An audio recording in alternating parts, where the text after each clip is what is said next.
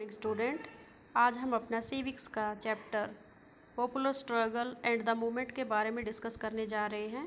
This is the chapter of class 10th और आज हम इसमें डिस्कस करेंगे नेपाल और बोलीविया का केस स्टडी, जिसमें लोगों ने कैसे डेमोक्रेसी लाने के लिए प्रोटेस्ट करा था।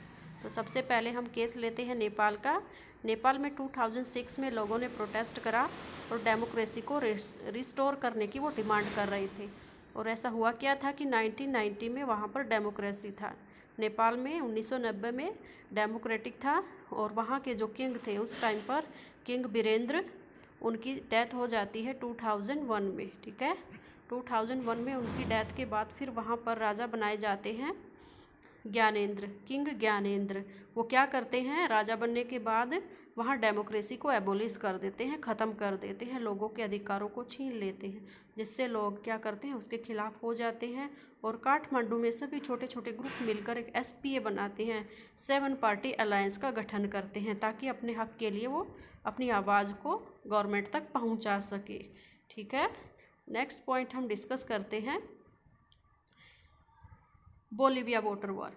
बोलीविया वोटर वॉर में क्या होता है, यहाँ पर जो गवर्नमेंट है वो voter right MNC multinational company को दे देती है 2000 में।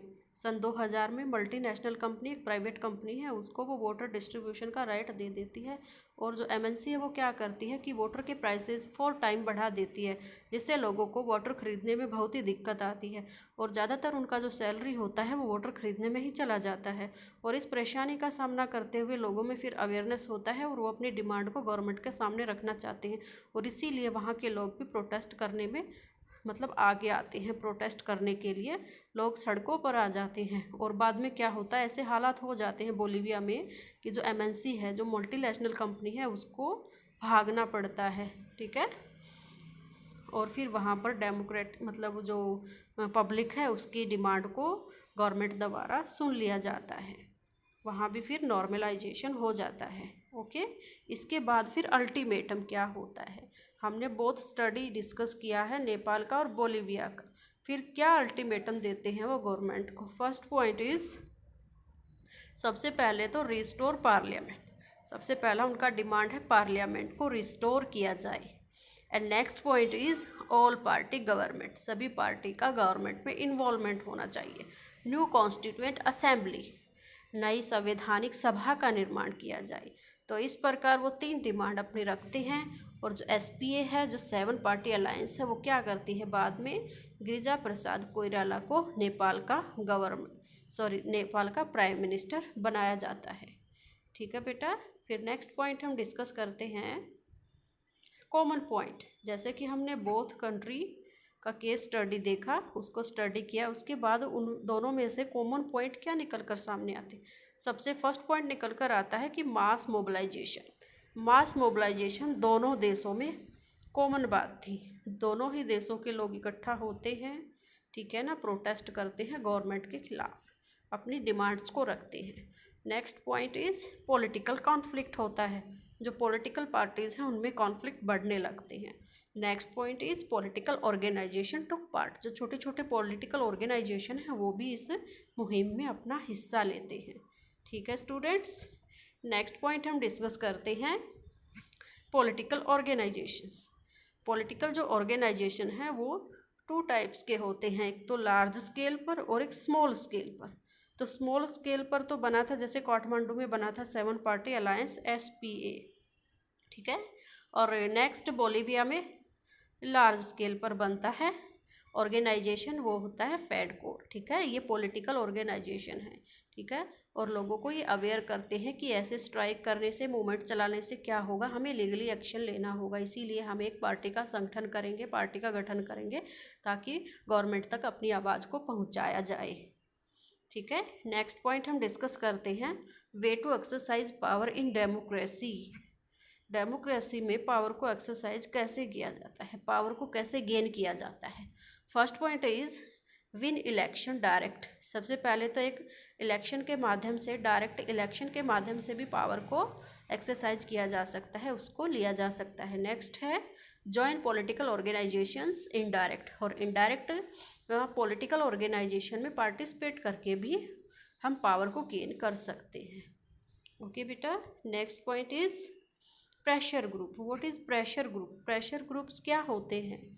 प्रेशर ग्रुप्स मतलब द ग्रुप ऑफ पीपल, एक लोगों का एक ऐसा समूह होता है जो जनता को, मतलब जनता के जो अधिकार हैं, जनता के जो हित हैं, उनको, उनके लिए गवर्नमेंट को अवेयर करता है। एक इट मीन्स मतलब वो क्या करता है, गवर्नमेंट को जगाने का काम करता है कि आपने पब्लिक के लिए क्या किया है, उसको गवर्नमेंट को प्रेशराइज करता है, इनडायरेक्ट वे में भी और डायरेक्ट वे में भी। ठीक है, इनके सेम इंटरेस्ट होते हैं, सेम ऑक्यूपेशन होते हैं, ओपिनियन सेम होते हैं। ठीक है, प्रेशर ग्रुप्स का मेन पर्पज़ यही होता है कि पब्लिक की आवाज़ को गवर्नमेंट तक पहुंचाया जाए।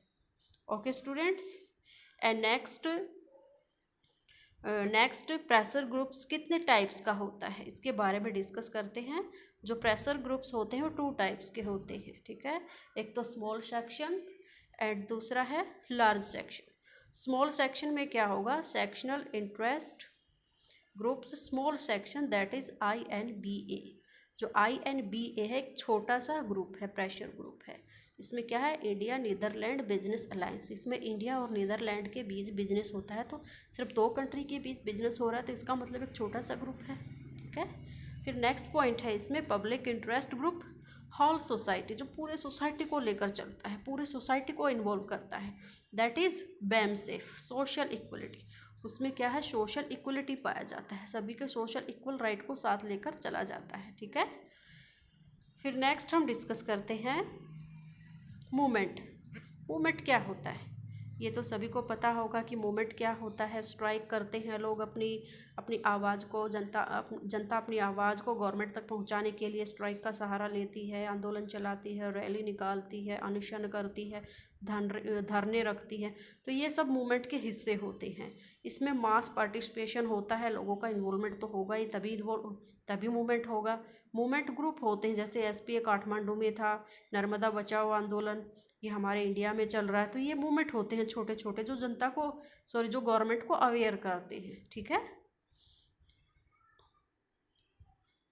नेक्स्ट है इन्फ्लुएंस ऑन पॉलिटिक्स। इसका पॉलिटिक्स पर क्या प्रभाव पड़ा, जो भी प्रेशर ग्रुप्स हैं उनका हमारे पॉलिटिक्स पर क्या प्रभाव पड़ता है। सबसे पहले first point, raising public issue, public issue को उठाते हैं, मास प्रोटेस्ट होता है, अफेक्ट ऑन पॉलिटिकल पार्टीज़ पर भी इसका प्रभाव देखने को मिलता है, extended arms of political parties and indirect relationship भी होता है इनमें। ठीक है, अलग अलग जो प्रेशर ग्रुप होते हैं वो इकट्ठा हो जाते हैं, इनडायरेक्टली उनमें रिलेशन बन जाता है, न्यू पॉलिटिकल पार्टीज़।